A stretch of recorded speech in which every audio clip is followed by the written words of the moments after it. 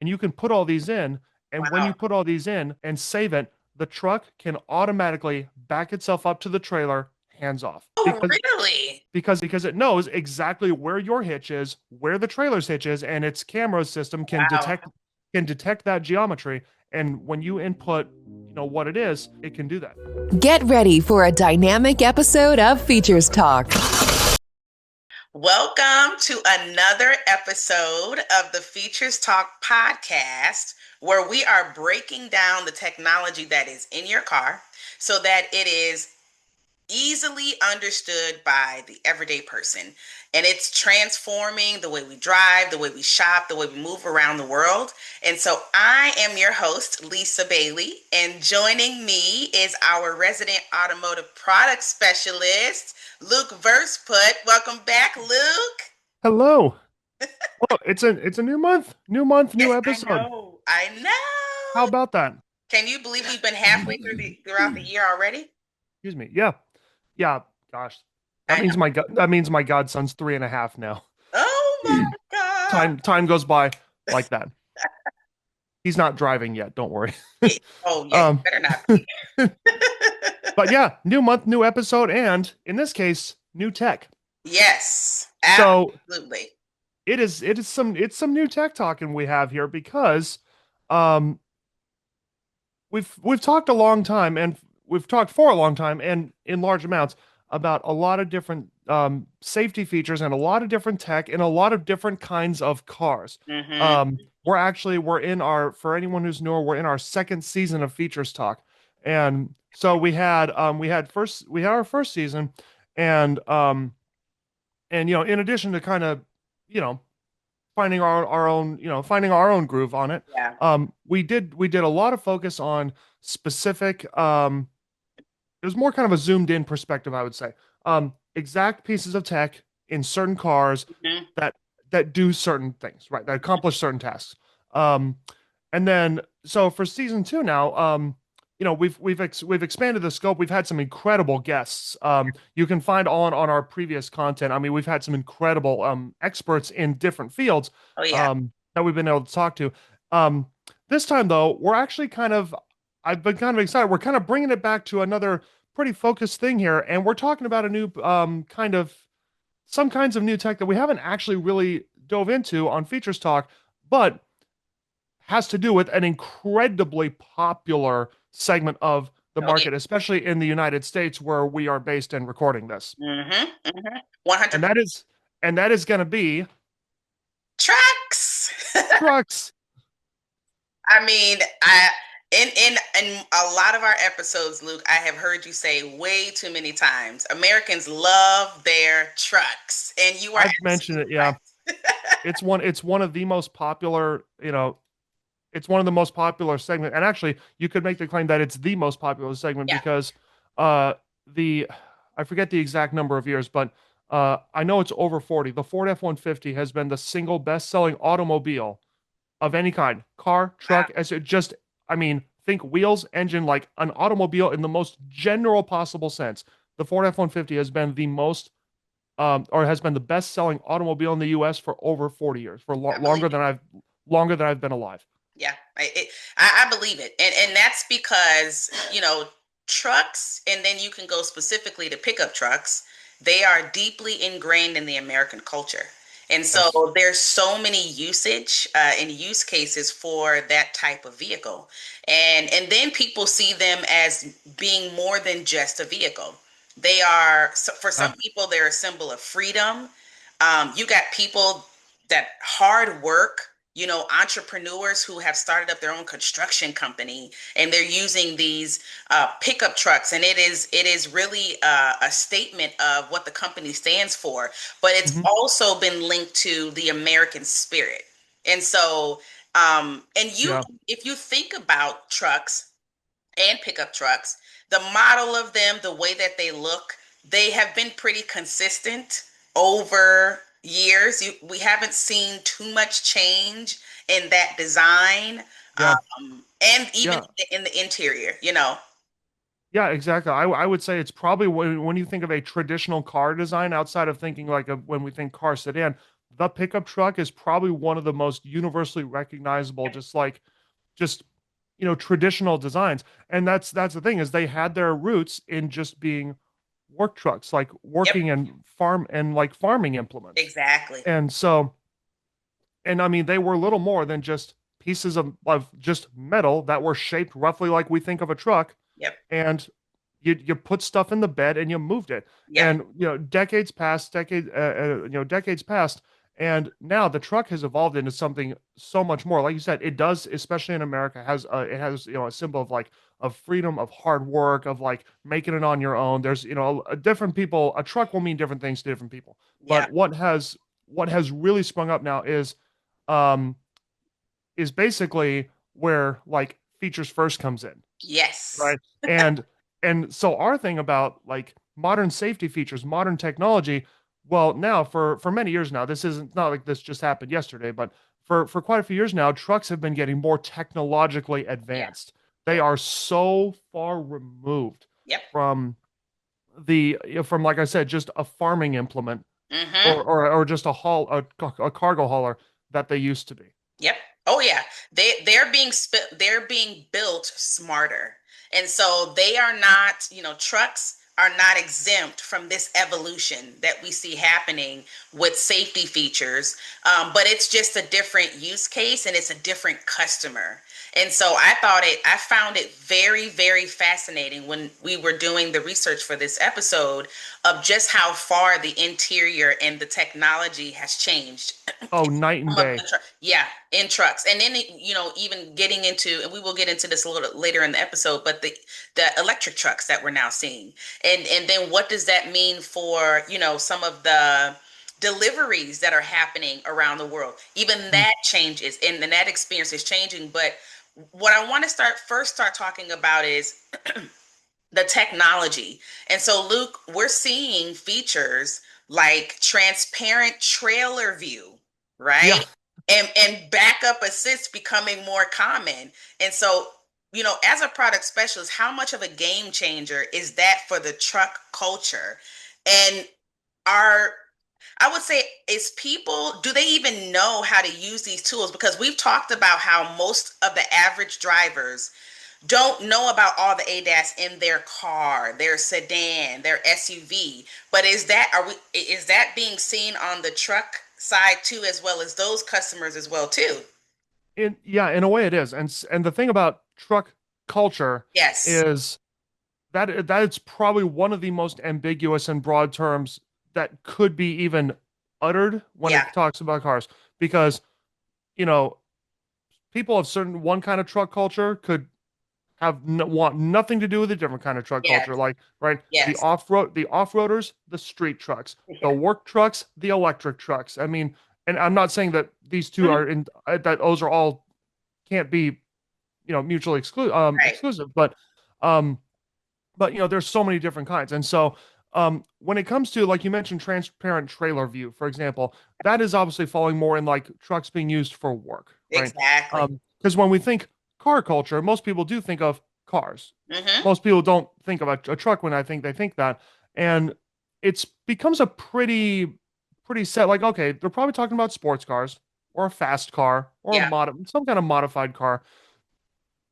Car culture doesn't really seem like, oh, the inexpensive A to B car. People think Right. like, okay, everyone has a kind of probably maybe the same image there. But when you think truck culture, think about all the different things people do with trucks. And um, Exactly. so how does tech impact truck culture? It does in a lot of different ways. Mm-hmm. Both in performance applications for people who want to modify trucks to be faster, and performance for people who want to modify for insane off-roading. Right. But where I think it becomes more interesting, because those modifications have been done for decades. People have always done off-road trucks and fast street trucks. But again, what we like and like what I think is most interesting is how it's impacted trucks for practical purposes like Yeah. towing and hauling. Yep.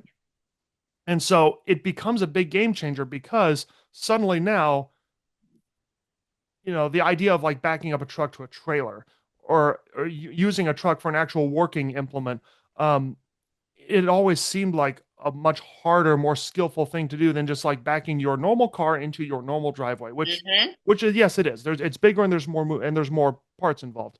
But having these kinds of safety features actually be focused on the trucking experience Yeah.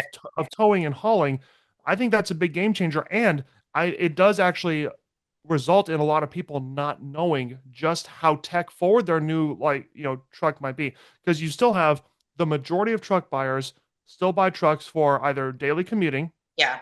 not unlike we would do in our normal small cars. Right. And there are some reasons for that. I know some people kind of scoff at truck owners for, using it like a car, but like, trucks are still good. Modern trucks are still good at that. Yeah. Um, or and especially for using it for its practical purpose, because you're going to fill up the bed, you're going to tow something with it. The Mm-hmm. majority of truck buyers are still that. The modified trucks for off-roading and street trucks, that's still a pretty niche thing in the grand scheme of things. But for the majority of people, there's a lot of people who might not know how tech forward their new truck is, and there's actually a lot of things like this that have come up.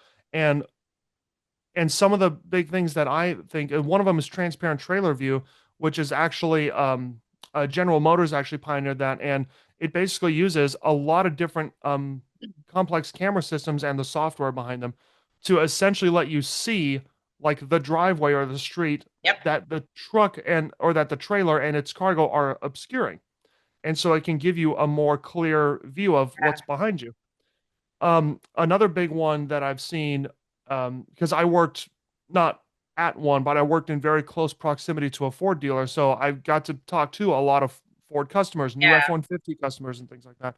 And Ford has a feature called Pro Trailer Backup Assist. Mm. And what this can do is you can actually save different profiles in the truck system, which are different trailers. So if you have multiple trailers, if you have a horse trailer and a boat trailer and an RV, obviously that's getting into a lifestyle of someone that's really Yeah. well, Yeah. really well off. Most people probably don't have that many trailers, but again, the capability is there. And even if you just have one or two, and it could just be like an inexpensive little trailer you found on Facebook Marketplace or something, like, Yeah. no matter what the trailer is, either that or a lavish RV trailer. Either way, it has this Pro Trailer Backup Assist, and you can save different trailers as different profiles, and you can actually input the information of the trailer. How high is the hitch? What's the trailer's ground clearance? How long is the what's called the tongue, right? That Mm-hmm. comes out to the truck. Mm-hmm. Um, and what kind of hitch are you hooking up to the F-150? Um, how high is that? What are the dimensions of that? And you can put all these in, and when you Wow. put all these in and save it, the truck can automatically back itself up to the trailer, hands off. Oh, Because really? Yep, because it knows exactly where your hitch is, where the trailer's hitch is, and its camera system can Wow. detect that geometry. And when you input, what it is, it can do that. And so, That's a game changer. exactly, game changer, right? Like, that's exactly what you said. There's obviously a bit of setup involved in this because you do have Of to course. input trailer information and stuff, but it can do that. And that, I think, is just one example of some really incredible features. Um, Another big one that I have seen is trailer breakaway systems. Okay. And so a trailer breakaway system is actually only required on certain trailers. Not every trailer is going to have this. In the United States, it's required for a trailer to have an emergency, what they call a breakaway system, Mhm. if you're towing, if your GTM is over 2 tons. So to break that down, GTM stands for gross trailer mass. You know, Yep. basically that what it says, the gross Yeah. trailer mass, how heavy it is. Um, and then, of course, 2 tons would be technically, if you convert 2 tons, it's 2,000 kilograms, which is 4,409 pounds. Hmm. So if Right. you're towing a trailer in the United States that's over that weight, you're required to have this system, which is an emergency breakaway. And what that is if it's a system that detects if something happens to disconnect the trailer from the truck, not you putting in park and safely Right. disconnect it, Right. like, but if you're driving and something happens, maybe you hit a bump or a pothole, and it causes the truck and the trailer connection to do this Mm-hmm. right at their connection point, that could make a trailer come Mm. loose if it was improperly fastened or something. if it detects any break in that connection, the trailer breakaway system actually will automatically engage the trailer's brakes, even though it's not connected to the truck anymore.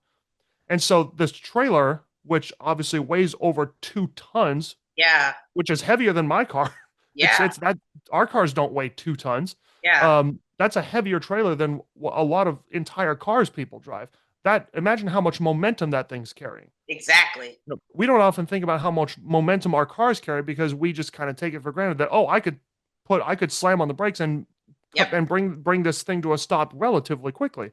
Yep. But what about a trailer? There's no driver back there. And so Exactly. an emergency breakaway system has to have a braking system back there that can work independently of the truck if it detects it needs to. And so if the connection breaks, it can apply the brakes and it has to be able to hold its brakes engaged for at least 15 minutes. Wow. So to That make sure that it stays. So those are just I mean, there's a bunch of others, but those are some of the biggest things that have like made like the idea of just throw on your yeah. trailer to your truck actually make it a high tech experience now. I think that's amazing. I mean, I personally, obviously, have never owned a truck, Yeah, but for work purposes, I have used trucks in the past. And so to have those types of features and that automation, even when you were talking about being able to save different um, types, I think it was was it the Ford it's Pro Ford's trailer For, backup? yeah, Ford's Pro Trailer Backup Assistant that you can save different trailers. Like, oh, Exactly. this is the horse trailer and its dimensions and its height. This is the RV and its height. This is the boat trailer and its dimensions. You can save all those and the truck can do not fully automated in all cases, but in some cases some automated backup That's to what line I'm up the truck saying. and the trailer. Mhm. Yeah, that level of automation is even being brought into that user experience, and it makes me think about the importance of calibration. So I know Mhm. for ADAS in cars and sedans and SUVs, when those systems need to be calibrated, it affects the performance of them. Or it is improving the performance of that Yeah. technology. So I'm even thinking, even with what we were just talking about with the trailer breakaway system, making sure even in a truck, if you have these types of features, that how important is the calibration after you're attaching a trailer? That is Yeah. very, very important. And Yeah, exactly. for Yeah, it's go ahead. immensely important for sure. Yeah, and for drivers to maybe know about the features they have and then don't know about the features, it brings them knowing that calibration that has to happen, it brings that topic of safety even to the forefront of Yeah. even when you have a truck. It is very important to know the types of features that you have and then how they operate in your different use cases, right? Yep. And then maintaining those features even in a truck, right? Mhm. Because those are affecting your sway control. So making sure you're not swaying back and forth, just like you were saying, the Yeah. braking assist, backing up. I mean, can you imagine something that's 2 tons rolling down a slanted hill? My God. I mean, like how Yeah, much unattended. damage? Yeah, yeah, 100%. And so that is very interesting to me to know that automation is entering, and not like we said, this didn't just happen like yesterday. This has been happening in trucks, but to see it in this culture and see how it's used, I think is fascinating. And Mhm. one thing I want to dive into specifically about trucks, because you think about when you're driving on the road, but then you start to talk about off-roading, right? Mhm. And going into the terrain and what kind of features and technology is now for that segment of a truck culture, right? Because we talked Oh about yeah. the truck cultures, right? So I want to dive into what happens when the pavement ends and you start to get into the rocky trails and the muddy sites, because they've got different modes for different Oh yeah. experiences in the cars. Yeah, exactly. So for off-roading, that's one of the things with trucks that makes them um I wouldn't say unique necessarily because there's a lot of off-roading Right. vehicles, and like SUVs for example and stuff like that. Um But when it comes to when people think of just like, driving a car on the road, especially in America, where we are, um, and especially in a place as populous as like California, Right. we see, trucks like, how many trucks do you see per intersection? Probably more than you ever even notice. It's so You true. know, it's like, I mean, trucks, Toyota Camrys, Honda Civics, Kia Souls like mine, Kia Optimas, and just like and F-150s and Ram 1500s and Chevy Silverados, and they're everywhere. I mean, they're Yeah, just as common as small cars, and depending on where you go in the United States, they're more and more common. exactly. Um, and I just mentioned those. That's not to forget other cars like Nissan's Frontiers and especially Toyota Tacomas and Tundras, like the Japanese trucks. Um, they're everywhere, and they're all sharing the same road, doing the same commute. But again, if it's like me and the F-150, well, the F-150 can do something that my little Kia Soul can't, which is if it finds a trail, it can Mm-hmm. go for it. Mm-hmm. And so that's a big thing about trucks is that they have a versatility that small cars don't have. Yep. And um, but the way they always accomplished this was just by being big and high off the ground, and that if you put it on a lift, you could attach any part to it ever because again, trucks have traditionally been mechanically like the simplest vehicles you could buy. Yeah. Yeah. Because that was always what they were designed to be. But now there's again this merger where these two cars are just as high tech as one another, the truck maybe even more so, and you combine that with off-road, well, now it becomes pretty interesting. And we've seen this actually, this has again been a pretty gradual development over time. Adjustable drive modes in cars have been a big thing for a long time. We all Yeah. everyone kind of knows the basics of normal mode, sport mode, unlike normal cars. Yep. Like both of our cars have that. Trucks and certain SUVs, like Land Cruisers and Forerunners and things like that, have had adjustable drive modes for off-road for many years now. Mm-hmm. Mm-hmm. Um, it used to just be as simple as, an off-road mode, Right. and that was it. Um, at somewhere, I forget what year it was, but Toyota debuted a system called Multi-Terrain Select. And Multi-Terrain Select turned out to be some cars like they actually had their like dials on the roof that you actually did that. Mm-hmm. And they had like a sand mode, a mud mode, Yep. a water fording mode, and these actually changed how the all-wheel drive system worked to for like those different traction environments. Right. And so this has been going on for many years. What we've seen more recently now is some of the things that actually we've been talking about as safety features on normal cars, Mm-hmm. Mm-hmm. but adapted for off-road. And the big one that I've always been super fascinated with is the surround view camera. Mm. The surround view camera, we've talked about the how great a surround view camera is in Yes. normal cars for normal safety, for especially for parking, and it's useful for that in trucks as well. But newer trucks like the Hummer EV, for example, which comes in both the truck and SUV form, but the Hummer EV, the Rivian R1T, um, these actually have surround view camera systems that also focus on off-roading because they have cameras that are also under the car, and you can activate a camera under the Wow. car and actually see like What's under and there? yeah, and see under there like what am I going over, like right underneath me. How And important is that when you get stuck over a rock or something? yeah, for both the front and the back. Oh, So wow. there's cameras there. Um, and of course, as time has gone on, traction and stability control has just gotten so much more advanced that we see now, snow modes, Baja modes, and then another big one is hill descent control. Mm-hmm. Hill Mm-hmm. descent control, to control your traction going downhill at a slow speed.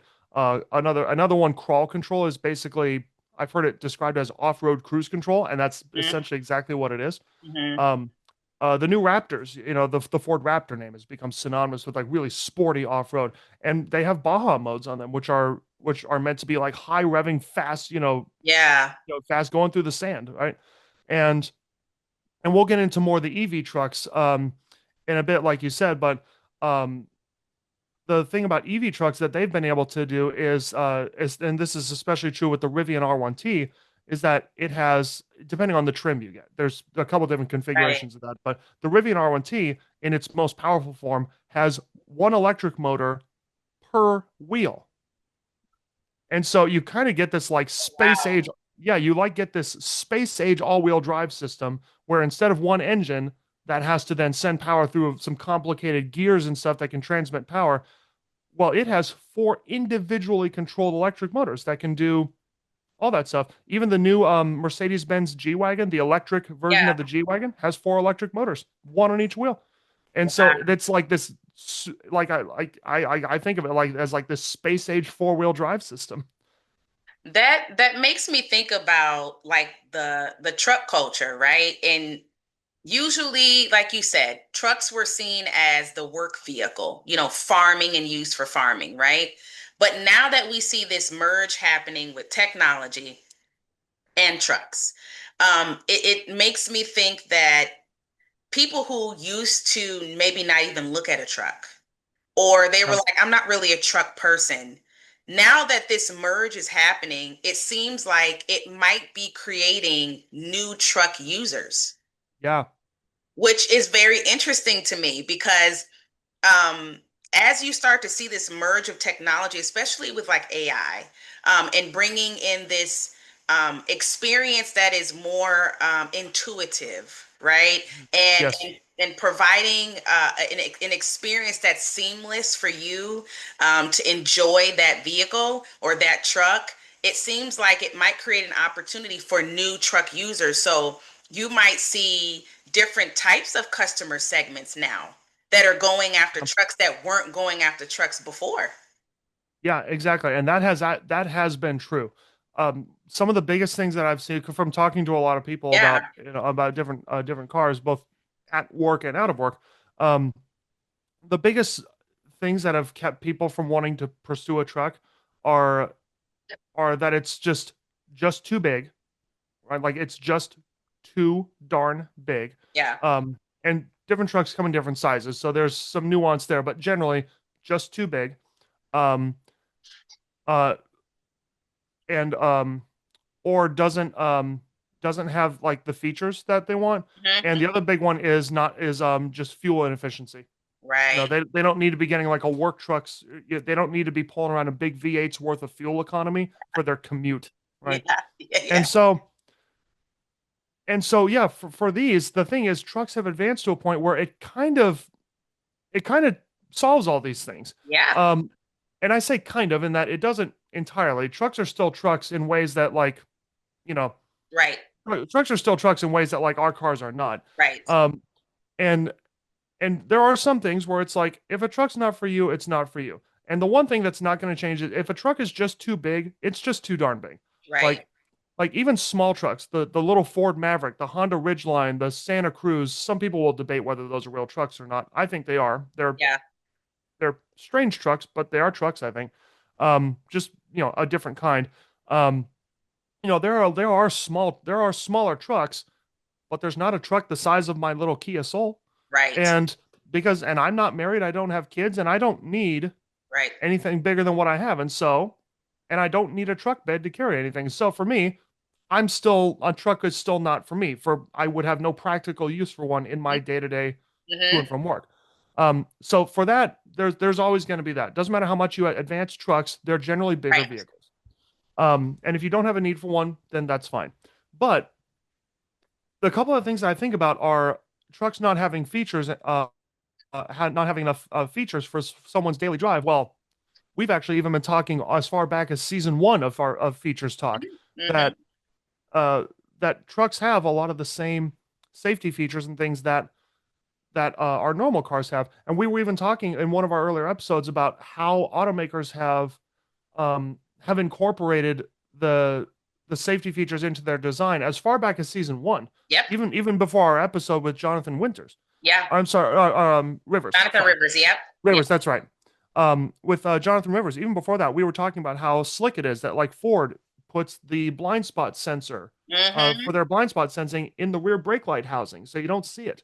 Mm-hmm. And because it's back there. And then more recently, we had a guest. Jonathan Rivers, who actually works in automotive design, Mm-hmm. and so he actually had a lot of great things. And so if you want to see, you can see what he had to say about things like that.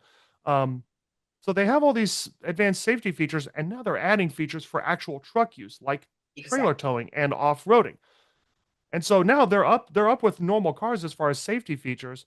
And then finally the fuel economy one always seemed like okay, all this is great. Trucks are advanced, but they still have these enormous engines, either gas or diesel, that it's like, that's going to be costly, right? That's going to be costly. And if I get a small enough truck with a little four-cylinder engine that gets good car fuel economy, then why wouldn't I just get a car that's more aerodynamic? Exactly. Exactly.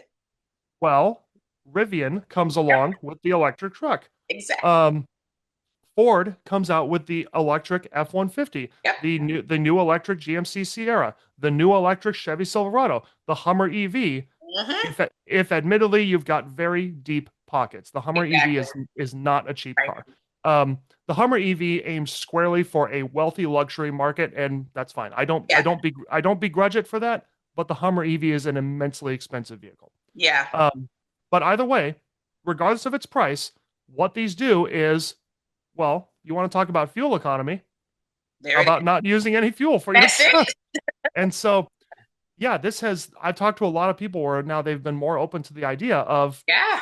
of a truck because it's blended so many different use cases. It has. I mean, I have even considered, and this is probably like post once my teenagers, graduate. I've always wanted a Jeep. Now I know that's not like a traditional, truck, but now that they have EV trucks, that could be a consideration because of the different things you can do in the bed of that car. Like you could be watching movies outside. I mean, there's so many experiences other than just hauling things around Yep. now that you can. And I didn't even think about that. Like the features that are in, if the features in the bed area will start to expand, if they will have USB, hookups. You just, never know how like luxury Yeah. these trucks can get. Yeah. Well, so they already have both the Rivian See? R1T and the Rivian R1T and the new Toyota Tacoma. Wow. The new Tacoma, they don't. It's not strictly in the bed, but what they have are, how in basically every car, one of the speakers that Yeah. you have in your car is up on the dashboard, that center one. Yeah. Well, in the Rivian R1T and the Toyota Tacoma, I'm sorry, no, the Tacoma does this. The Rivian R1T is stored separately, but on the Tacoma, you can pull that center speaker right out of the dashboard, and you know what it is? It's a wireless Bluetooth speaker.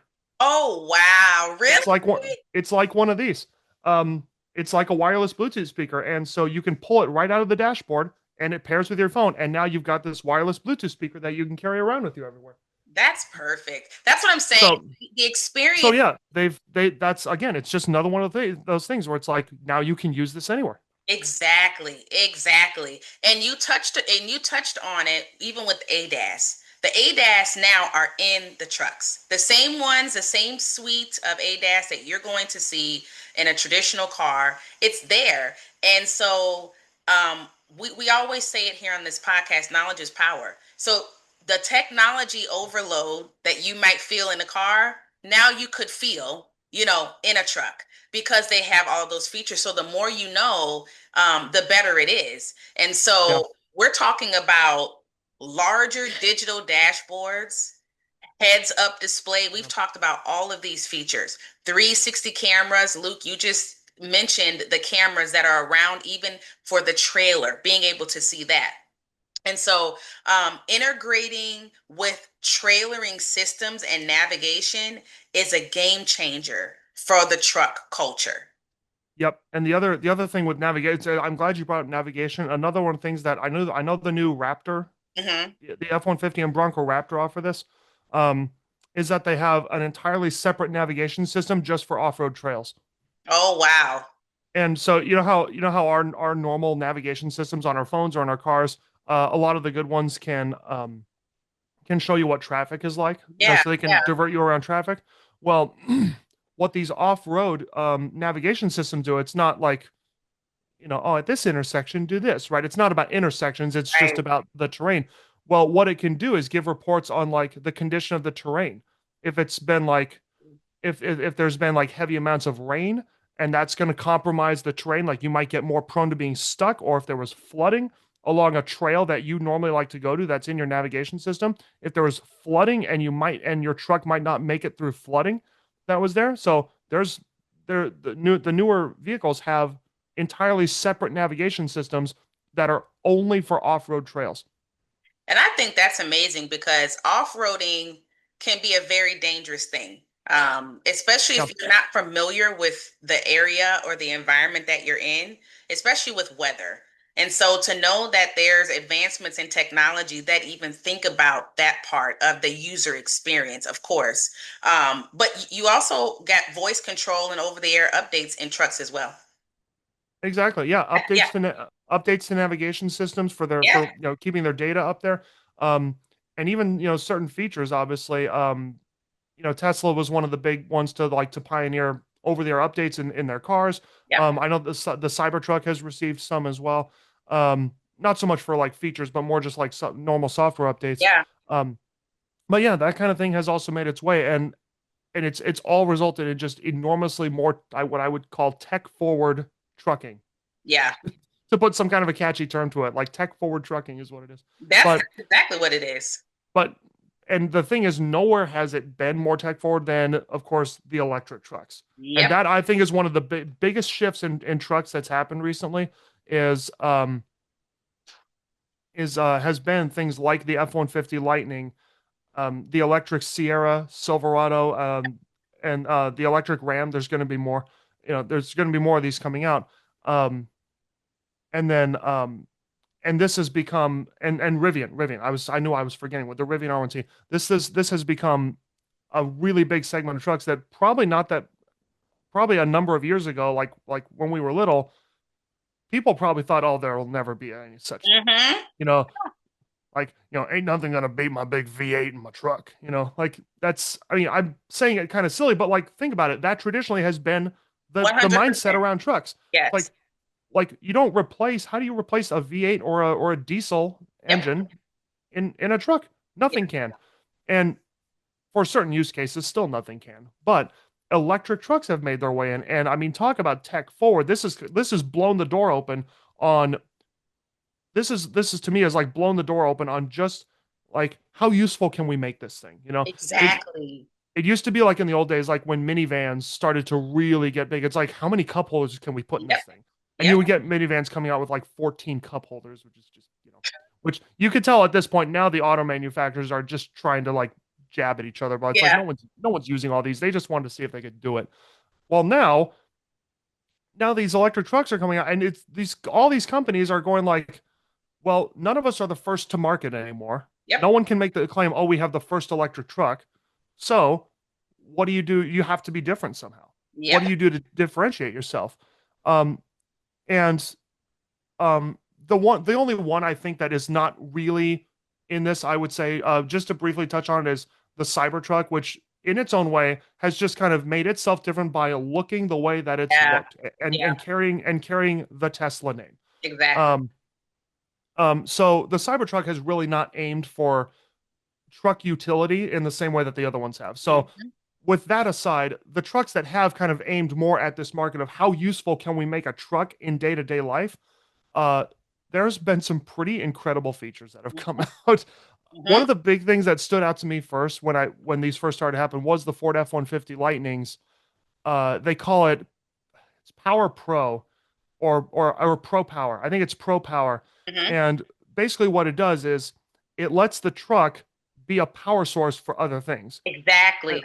And this is actually nothing new. Smaller electric cars have actually been doing this. The Kia Yeah. EV6, you can go look up commercials of that, and they show an EV6 at like, frankly, out in the wilderness, like in like a campsite with like no pavement in sight. Yeah. They show it in like a campsite, and the Kia EV6, you can plug a thing into its charging port, Power source. and you Yep. can use it to power a camping stove or Yep. power a lighter. Now, most people with an EV6 are probably not going to be taking it off road to the campsite. So some people were, including myself, got a bit of a laugh out of that. But either way, it's there, and you can use it to power other things. Yeah. But you can only do so much with a vehicle that big, an Exactly. electric vehicle that big. But when you go putting an EV powertrain in a whole truck, well, here's the thing. One of the big things that came out about the F-150 that Ford really heavily advertised is that you have the truck parked in your drive, or more likely a garage, where because you'd have your Right. charger installed in the garage. And what would happen is if the house received a power outage, the F-150 Lightning could power the whole house for, I think they said, uh, like a normal Yeah. household. I forget, they use some terminology, but like basically not a tiny little mini house, and also not a huge mansion. Yeah. But whatever they Ford deemed to be like a median, like normal American household. I don't know what their metrics were for that, but Mhm. the truck could power a house like this for up to 3 days. That is, that's crazy.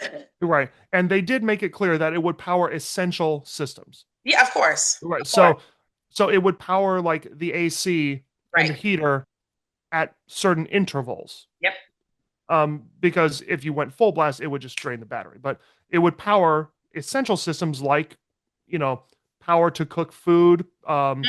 power to keep, like if there was water running or something like that, and air conditioner and heater, Yep. just to keep the temperature and regulated enough. But it could do it, and it could act as a power source. Rivian has also done a lot with power outlets built into the truck, and the F-150 has too. Basically, every electric truck Yeah. has made like the bed of the truck be an enormous power bank, Yep. to where you can plug in, any number of like normal outlets, like you would plug in like a phone charger or something. Yeah. But also, almost all these electric trucks, and even a lot of the gas powered trucks now, have big 240-volt outlets in the back, like, which is what we always talk about, level 2 charging for an EV. That's what that is, and it's in the bed of a truck.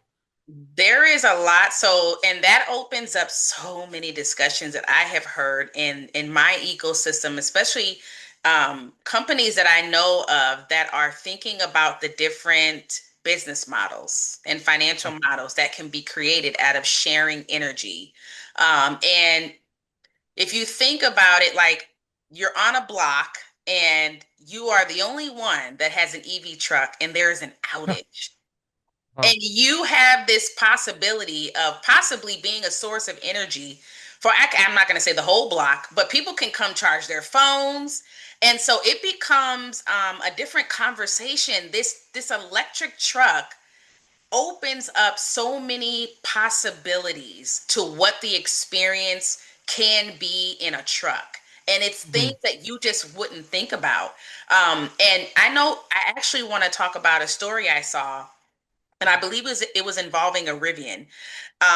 This owner lived in Florida, if I'm not mistaken, and there was a natural disaster, and their home was destroyed. Lots of homes were destroyed.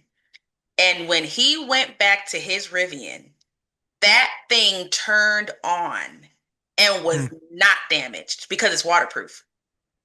And it made it to, like, obviously Rivian was like, oh, we need to put this out in front of everybody because it can sell more cars. But just thinking Sure. about the versatility of an EV truck and how it can be sustained through a natural disaster like that. And then to think that there's a whole block of people who have lost homes, have no energy, have no power. Here you are, have this huge source of power and energy that is in this truck that should have been destroyed, but it wasn't destroyed, is Right. is powerful to me. I think that's a whole game changer. I'm going to keep saying that word because Yeah. it really is a game changer to the truck culture as to what you can and cannot do. I mean, that makes me even think about, the bi-directional charging. So the Yep. charging of your power tools, like you said, or your home, the possibility that this can become a solution for you, I think is amazing. But I've also heard that EV torque equals better towing. Do Uh, yeah. So that's been the big thing about EVs, since they really became popularized, is that electric motors can deliver maximum torque at 0 RPM.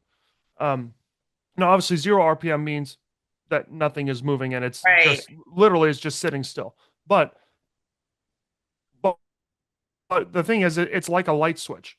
And a normal light switch, some houses have like ones where you can gauge how bright a light gets. Those are different. But if you just have a light that like flips on or off, then there's no dimming. It's either on or it's off. Mm.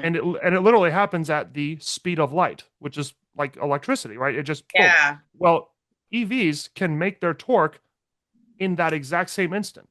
And Wow. so there's no waiting for an engine to rev up, no waiting for a transmission to get into the right gear to get the most torque. They just make their torque like that.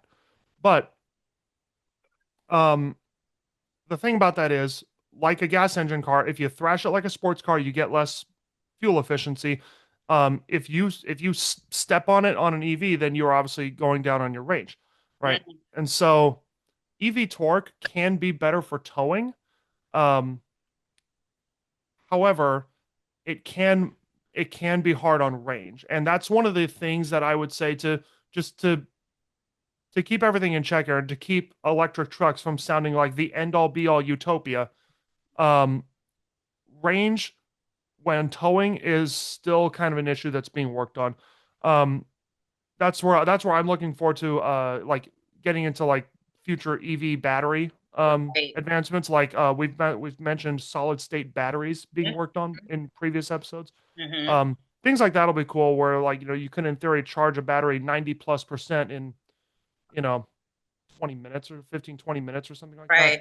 Right. Um, and that could have like 600 plus miles of range or something like that. So it depends on what kind of towing you're doing. Are you towing uphill or controlling going downhill? How heavy is your trailer?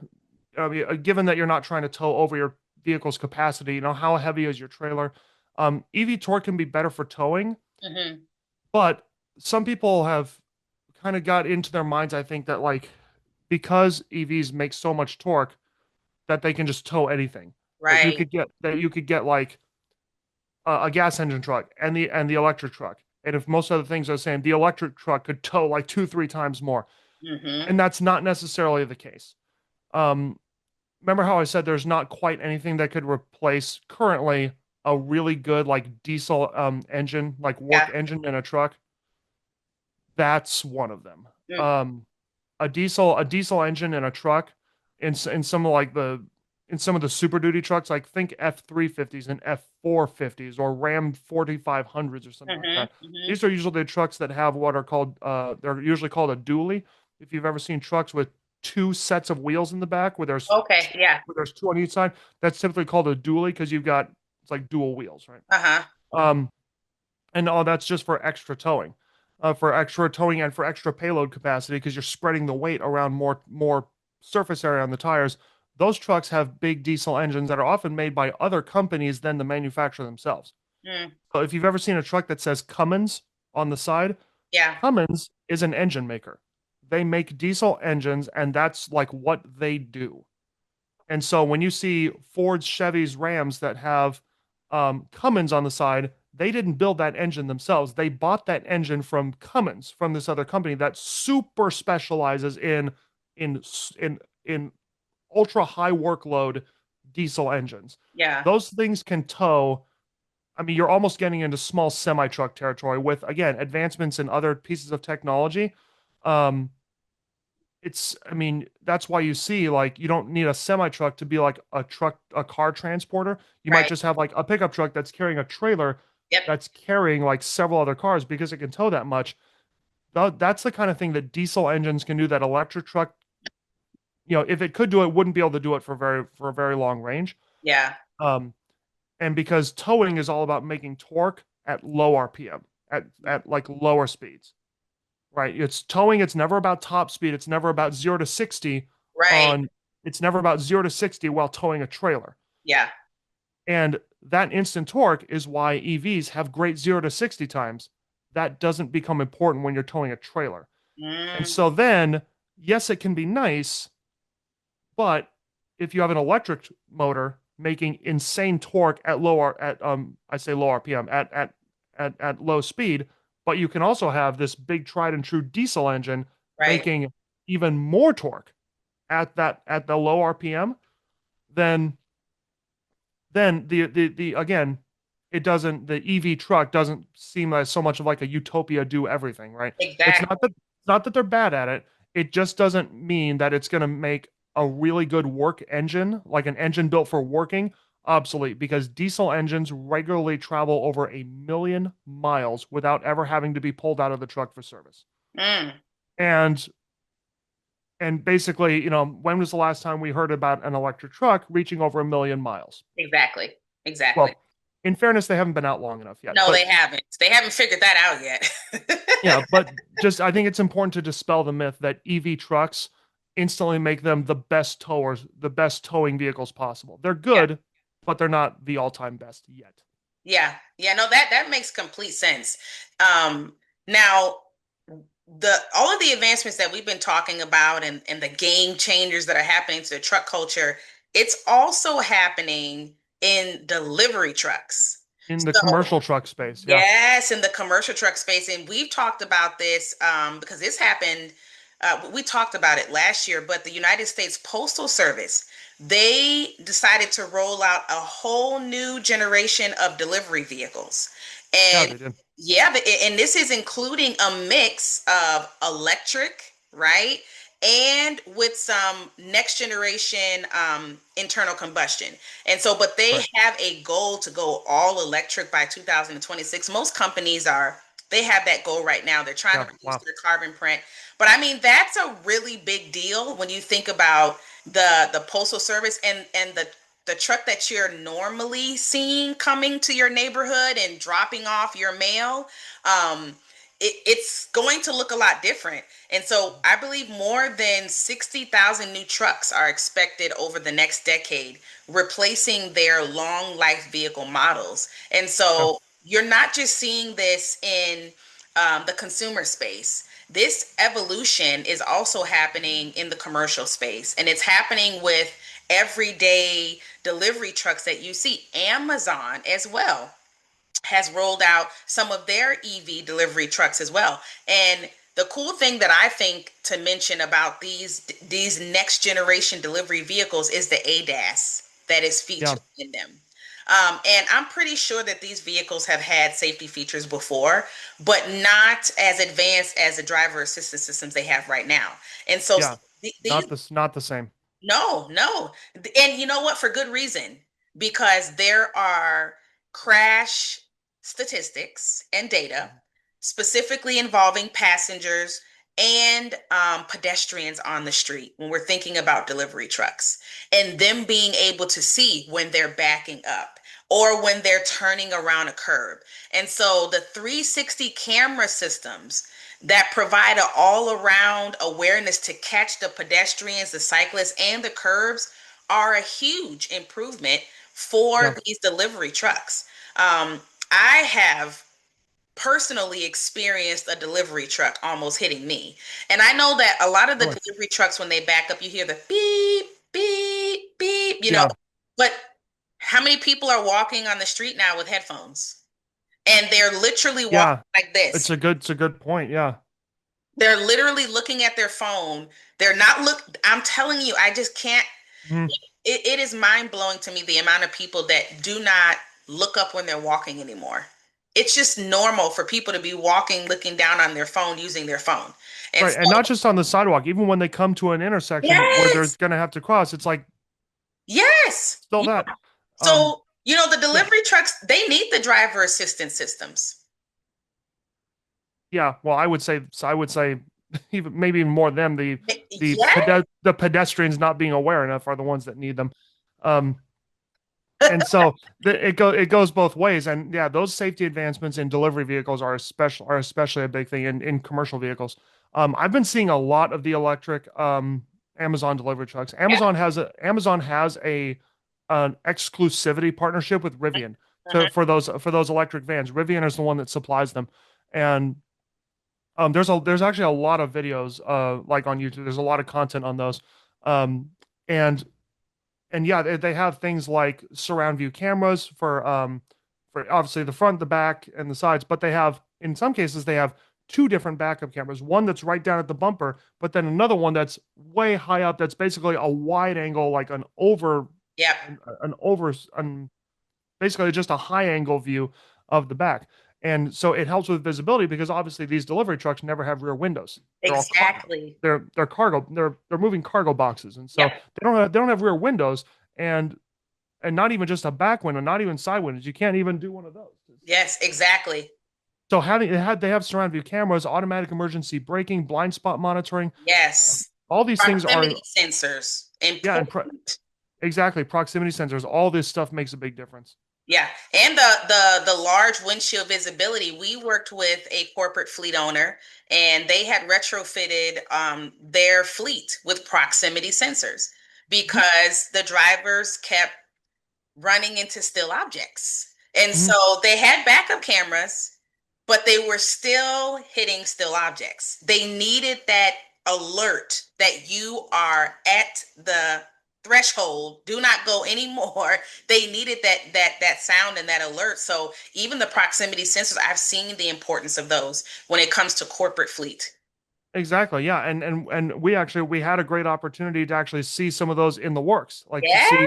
to see how how those are being worked. Uh, and so that was cool. With features first, we got to actually see some of the workings of that before That's those right. designs had been finalized and how those were starting to work. And so, um, basically before they had been incorporated into the design. And so, Exactly.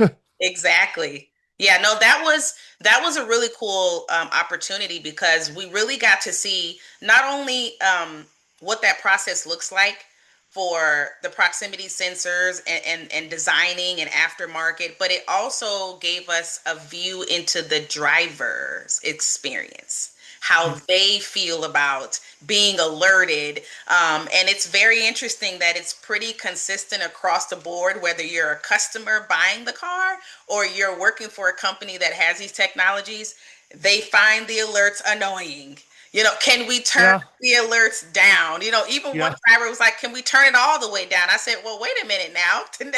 Then what's the whole point of you having the proximity sensors? And so it's interesting to see how people respond to the technologies, even in a truck, even in a commercial yep. vehicle. And so even the automatic and parking brake, right? And so ensuring that the vehicle doesn't roll away accidentally.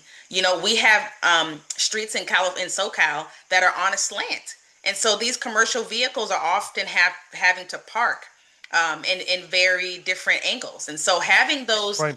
driver assistance systems, I think, is super important. And it brings a tip that I want to share.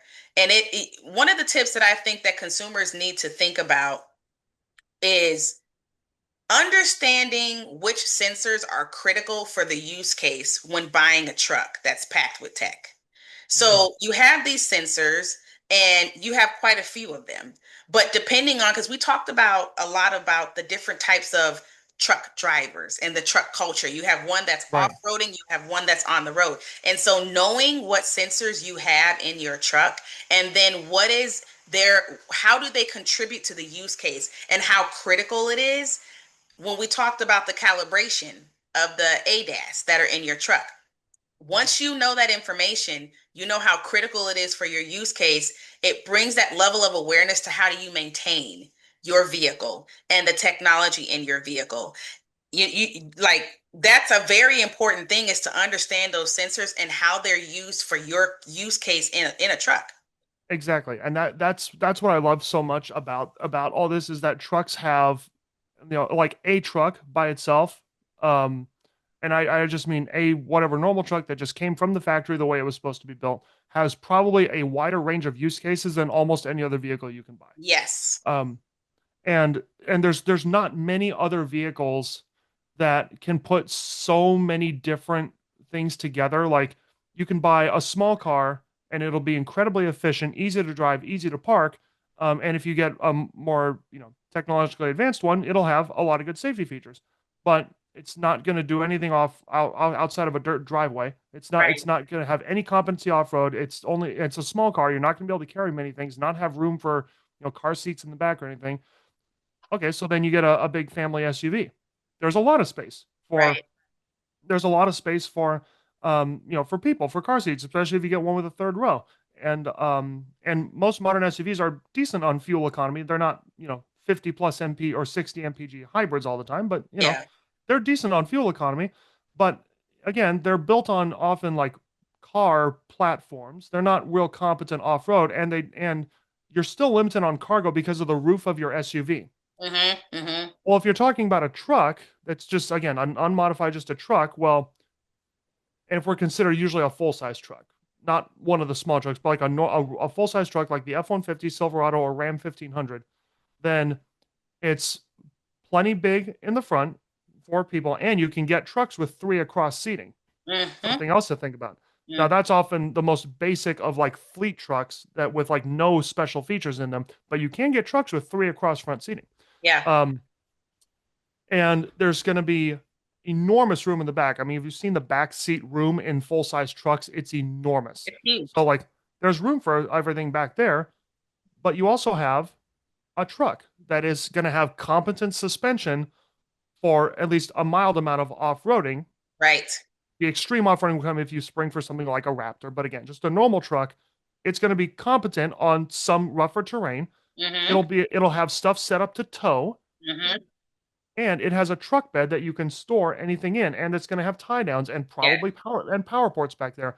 And if you need what you need is an SUV, then it would mean getting an aftermarket part, but you could get a shell over the bed, and now you have a roof.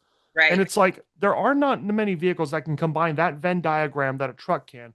And the reason I think that's important is we actually had one of our listeners ask about something like this. And so, like I've always said, one of my favorite things about Features Talk is we have listeners on our podcast. They'll send us questions about like, oh, can we address this or answer this? And so, we put it out there that, we're going to be talking about trucks and truck tech. And we actually had a really good question along this line. And we had someone ask, they say, I want to buy a truck for both weekend trips and hauling gear. And how do I know which tech features are useful versus gimmicks? And I thought it was an interesting question because my first thought was, well, for both weekend trips and hauling gear, that sounds like the same trip to me. Exactly. Weekend trip, you're probably going to be hauling gear. Yep. And so we can address that, but then also, I think it's important to address, even though it wasn't stated specifically, it might also be worth it to mention, like, well, features for like on-road normal driving when you're not hauling stuff. Right. So useful versus gimmicks. That's actually a very important thing. We haven't really talked about gimmick features in trucks throughout this episode because for the most part, modern trucks have really narrowed down like what people want and what will be useful. Like I said, the F-150 has been the best-selling vehicle in the entire United States for more years than I've been alive. Yeah. In every single year, without exception. And so when you have a vehicle that has built that legacy, that means that those customers, like truck customers in the United States, are probably the most market researched people in the United States. Yes. We talk all the time about the importance of surveys, right? We've talked about the importance of surveys, feedback to companies. Yep. Well, think about how interested Ford is in your feedback on the F-150. You got that right. And think about how interested Chevrolet are and Ram are on your feedback to the Silverado and the Ram 1500 in their efforts to always get where the F-150 is. Yeah. So I wouldn't say there's too much about trucks that is super gimmicky, especially on like very base model, like work trucks where they are really as minimalistic as possible. But for a normal truck that most people buy, that does have a decent amount of features, if not top of the line, a decent amount of modern features. I would say the good place to start is, as we've advised before, start with the safety features. Yep. Start with the key ADAS features, the advanced driver assistance features. And I would start, even before getting into towing, start with whether you tow a trailer or not, what kind of features it has as far as surround view camera, automatic emergency braking, blind spot monitoring, lane keep assist, because ultimately it's a bigger vehicle than a small car. Exactly. And so the towing features are important, and we would definitely get to those next, but start with just the personal safety features that you would want in your modern car, not unlike, for example, as you've mentioned before, what you want for your teenagers learning to drive. That should be just as important in a truck, if not more so, as it would be in any other car. That would be a good place to start.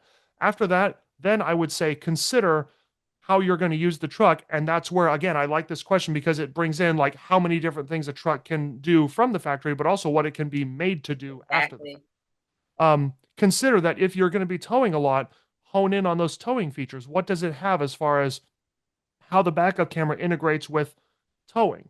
When you hook up a trailer, how does that affect how the bed opens? Yeah. Will the bed be able to clear certain trailers or stuff like that? What other features will it have once the trailer is hooked up? Is it going to have a trailer breakaway system if you're towing a heavy enough load? Mm-hmm. How do the trailer brakes integrate? Different trucks have different ways of controlling the trailer brakes from within the cabin. Mm. That layout has not, in the same way that like every different cars have different gear selectors. For some Yeah. cars like ours, you pull the thing from park down to drive. Right. In other cars, it's buttons. That's not standardized across the industry. Yeah. Well, trailer brake controls aren't either. It's mandatory that trucks have them. Right. How they look is different. Exactly. Depending on, like I said, depending on the weight of what you're towing, you are required to Yeah. have trailer brakes, but how they control doesn't look identical. Exactly. So look at those, how the cameras integrate, and I would ask the person, especially if, again, hopefully you have a product specialist at wherever you're buying the truck that can specialize in this kind of thing. Ask them, how do the safety systems calibrate with a truck? If I'm towing a wide enough trailer, is the blind spot sensor going to think that someone's in my blind spot every single second? Yep. For example. And if I back up, I've got this trailer on the back. Is the truck's proximity sensor suddenly going to think I'm going to back into something because there's a trailer there? Exactly. Again, it's like you mentioned, the calibration of those things is important. How they work when you're loading up a trailer or loading up different things. And then also, it's not so much on the like safety and features side that features first focuses on, but resale value could also be a thing to consider. Certain buyers of trucks on the aftermarket will really seek out a high-tech truck. Others will actually be looking for an old truck with 300,000 miles on it and basically one step away from a carbureted engine. Right. So the breadth of truck buyers varies wildly. Not everyone's going to want the high-tech truck, but some people will really want it. So just, consider that what's appealing to you won't be appealing to anyone. That could be the same with any car on the aftermarket. Not everyone's going to want the high-tech truck aftermarket, but there are going to be a lot of people that do. Yeah. And then I would say the final thing is the infotainment perks versus like ultimate like safety systems. And this again touches on what we've talked about in the past. We've actually had a whole subjects of previous episodes dedicated to what is a luxury feature, what is a required or an ultra important like safety feature. And so you mentioned actually one thing you had brought up before that was very important is that trucks have some of the biggest screens that you can get. Outside of like infamously Tesla's huge screens with an ultra minimalist interior, new trucks have some of the biggest screens, like 14-inch, 16-inch screens. Like these are some of the biggest screens you can get because one, you can just fit a bigger screen in a bigger vehicle. Exactly. But also, again, the market has proven time and time again that new truck buyers, especially younger truck buyers, want screens that are that big so that when they see a backup camera showing their trailer and stuff, it looks like a TV showing the whole thing. And so just consider that there's going to be some overlap here. The big screen is good for because it looks fancy and it looks nice, but it's also going to serve a practical purpose for monitoring what's around you. And that will extend to some other things. That's getting into the weeds of ultra specific truck features with different brands. But I would say the big thing with that is just how big the screens have gotten and how that helps with the camera technology. Yeah, no, I think that's a great answer because safety is where you want to start. And that's honestly where you want to start and where you want to end. But I do love the fact that you had that call out where there can be dual purpose features. So it can touch on the infotainment side, but it also is a safety as well, because you don't want the backup camera, the visual of that to be on the screen and then half of it is cut off because the screen's not big enough. Right. So now that's cutting into safety for your clarity and backing up. And so I think that's great advice. And it's safe to say that trucks are evolving fast. Just like cars and sedans, this industry, this culture is experiencing game-changing changes.